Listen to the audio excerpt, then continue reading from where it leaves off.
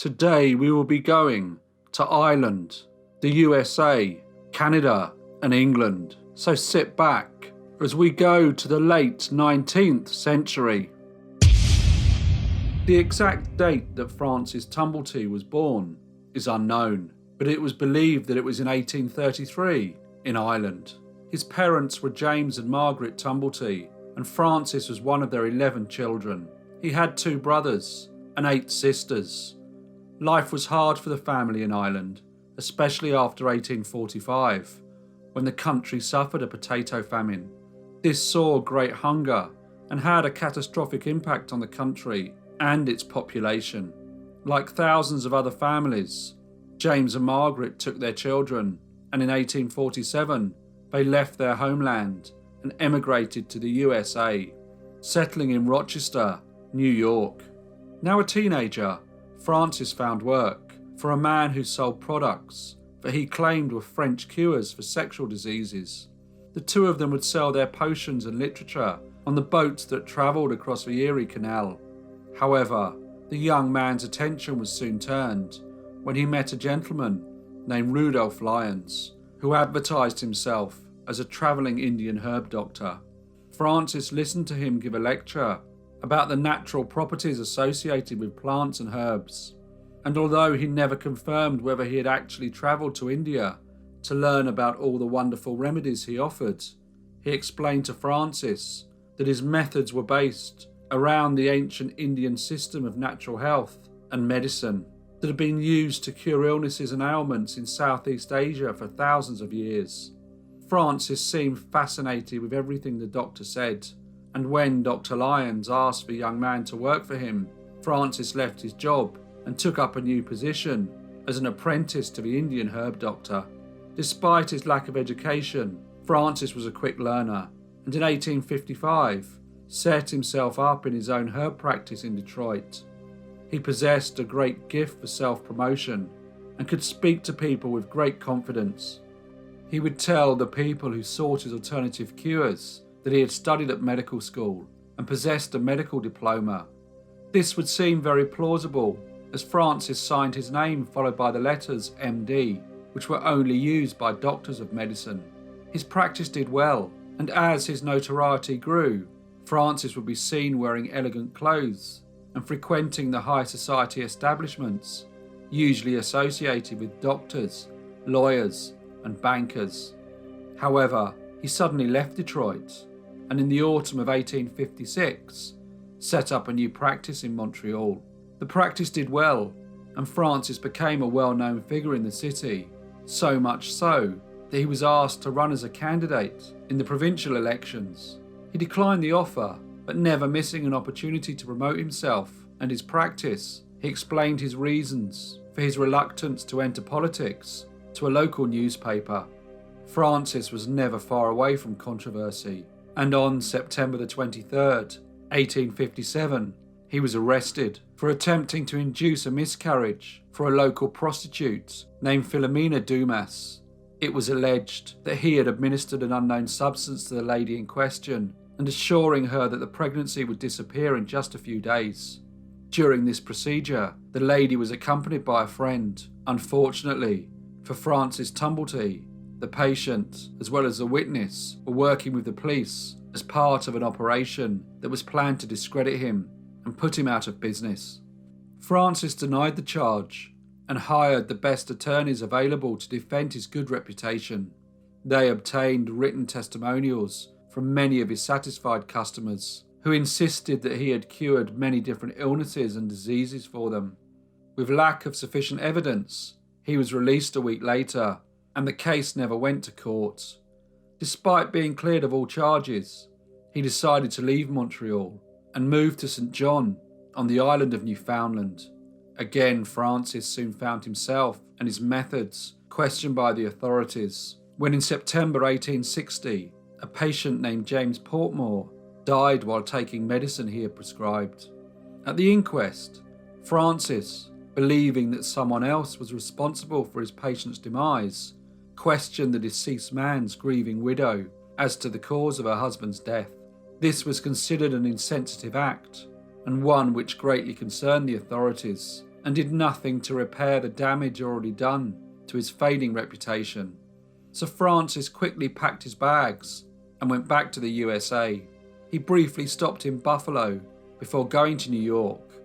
Here his practice and his methods were welcomed by the city's residents, who were intrigued by the flamboyant Dr. Tumblety.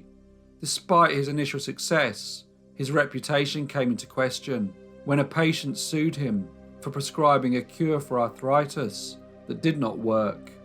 The story was seized upon by the newspapers, and they denounced him as someone to be avoided. Francis then left New York and took his practice on the road. His first stop was Pittsburgh, before he travelled the country and introduced his natural remedies to many towns and cities across America. He would enter his new city in a grand circus-style way, wearing wonderful garments and usually riding a horse. He would be followed closely behind by a valet, but he continued to face legal issues, mainly because he refused to stop using the letters MD after his name, even though he did not possess a medical license. With the outbreak of the American Civil War in 1861, Francis moved to Washington. On his arrival, he did not undertake his usual advertising campaign. Instead, he offered his services to Major General George B. McClellan as a surgeon in one of his regiments. The problem for Francis was he was not a surgeon and did not possess a medical qualification. He was, however, a very convincing speaker and invited the general's officers to a medical lecture. This was something that prominent surgeons often did in the 19th century in order to demonstrate their credibility. Here he revealed to the officers his anatomical collection, which consisted mainly of jars of uterus specimens. The general's office rejected his application to be an army surgeon, but Francis stayed in the capital and in February 1862 set himself up in business, advertising his services in a newspaper as an Indian herb doctor. Business was good for him in Washington, but he never stayed anywhere very long, and in 1864 he moved to St. Louis. He again set up his medical practice and again paraded himself around the city with arrogant splendour. He was arrested by the authorities, but this time not for any medical malpractice. Francis Tumblety was arrested for wearing military uniforms which displayed medals, yet he had never been a soldier. He left St. Louis and moved on, where he was arrested for the same offence. Francis blamed his arrests on the medical establishments, who he considered were very critical of his techniques, and it seemed to him that he was being targeted by the police wherever he went, making it difficult for him to stay in any one place for too long. He returned to St. Louis, where things got even worse for him when he was arrested and taken to Washington, D.C. on the orders of the Secretary of War, Edward Stanton. Here, along with many other people, he was implicated in the assassination of Abraham Lincoln. He was also rumoured to be part of the plan to spread yellow fever through various northern cities. There was little evidence to support the allegations against him, and he was released. However, the publicity over his supposed involvement in these various plots had damaged his reputation. To try and re-establish his standing and reassure the public that he was an honourable citizen, he wrote and published a pamphlet named The Kidnapping of Dr. Tumblety. This, however, was more of a self-promotional literal document, full of very exaggerated testimonials. He tried to open a new practice in Pennsylvania, but people had become very wary of him. So in 1870, with his reputation damaged, Francis decided to leave the USA and went to Europe. He travelled to Berlin before moving on to England, where he started his Indian herb doctor practice in Liverpool. It was opened in his usual flamboyant style, calling himself the American Herb Doctor. In 1874, he moved to London, where he claimed that his herbal remedies had once cured Charles Dickens and Napoleon III. As both gentlemen were recently deceased, it was hard for anyone to contradict his claim. Francis spent the following years working in both the USA and England. Rumours, however, had started to surface that he travelled so regularly to and from both countries as he preferred to be in the company of men. And as same-sex relationships were illegal in the USA and Britain, to suppress suspicion, he would spend equal time on both sides of the Atlantic. Francis was arrested, both in the USA and Britain, on charges of indecency and immorality, and it started to become apparent that he possessed a deep loathing towards women, especially prostitutes. His collections of uteruses seemed very bizarre, and his behaviour was becoming more erratic. In 1888, he was back in London and once again found himself a person of interest for the police. He was arrested on the 7th of November, 1888, on charges of gross indecency and indecent assault against 4 men between July the 27th and November the 2nd. The police in London had been very anxious since Friday the 31st of August 1888, when Mary Ann Nichols was murdered in Bucks Row, a back street in Whitechapel. Her body had been discovered in the early hours of the morning. This had been followed by 3 more identical crimes, the last 2 being committed on the 30th of September. The press had dubbed the unknown killer Jack the Ripper. The second victim was Annie Chapman, who was killed on the 8th of September. After she died, the killer removed her womb and went off with it. At her inquest, the divisional police surgeon, Dr. George Bagster Phillips, stated that in his opinion, Annie Chapman had been murdered only because the killer wanted to obtain her womb. Dr. Phillips also said that the skill and speed that the person responsible had displayed in removing the womb suggested that the murderer possessed some medical knowledge.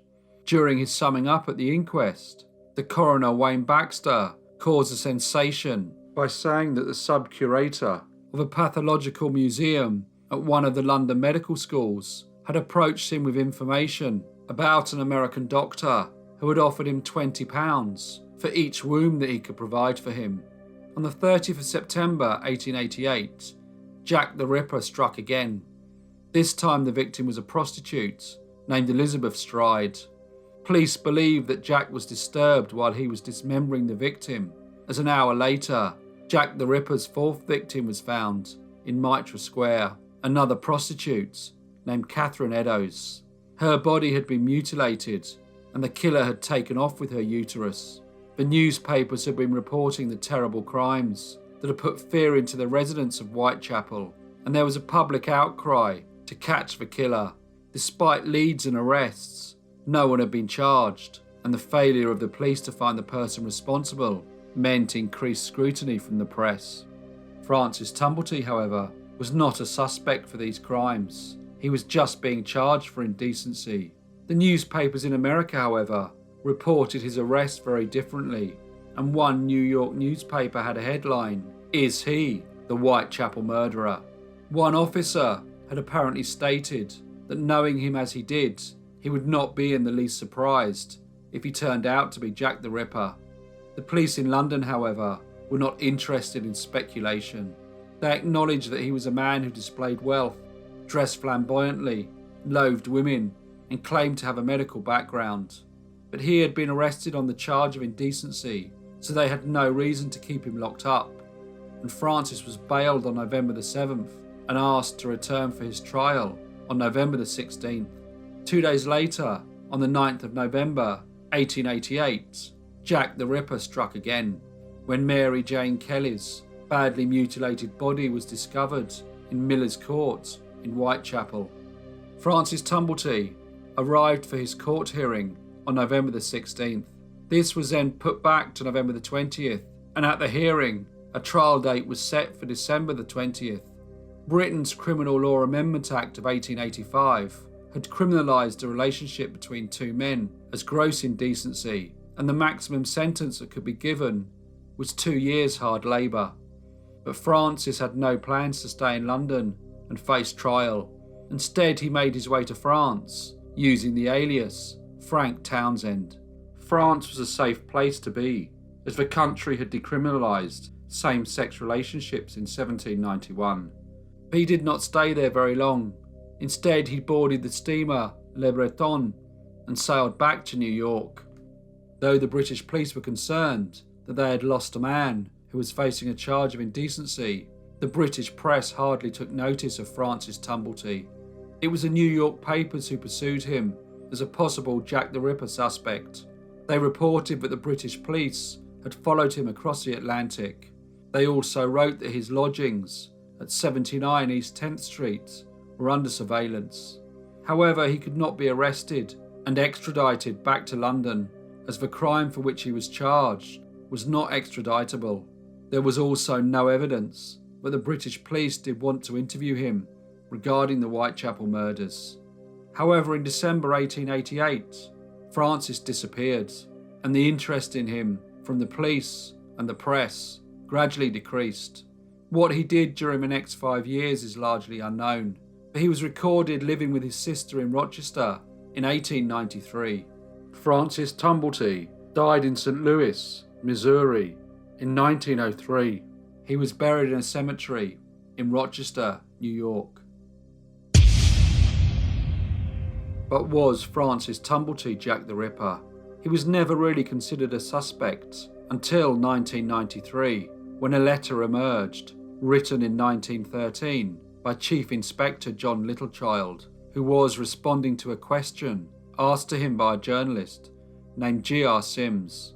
The letter mentioned the name Francis Tumblety as a very likely Jack the Ripper suspect.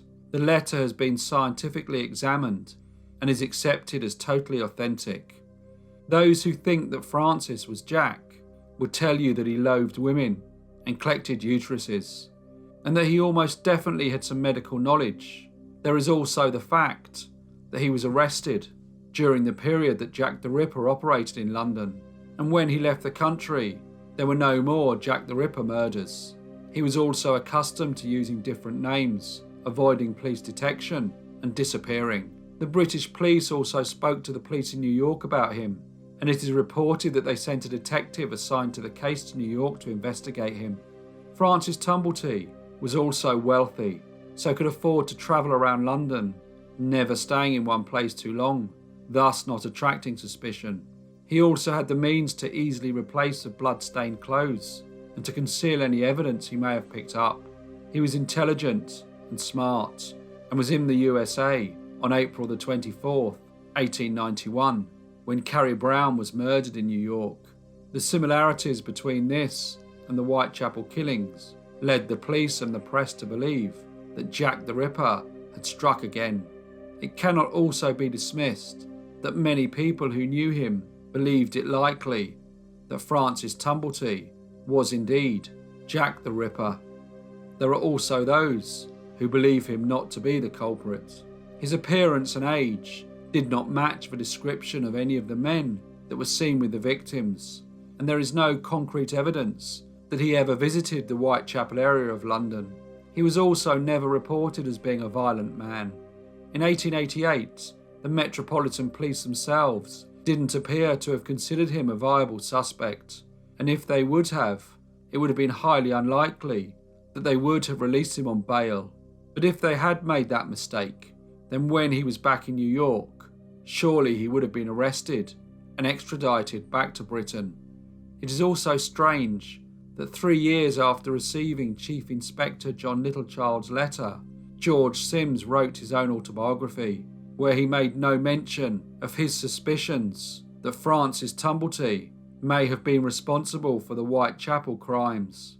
In fact, he had a completely different idea as to the identity of the person known as Jack the Ripper. Hello everyone, and thank you so much for listening. It'd be really great to know in the comments section if you think that Francis Tumblety was Jack the Ripper. As usual, all your comments and feedback will be very much appreciated, and I will see you in the next brief case.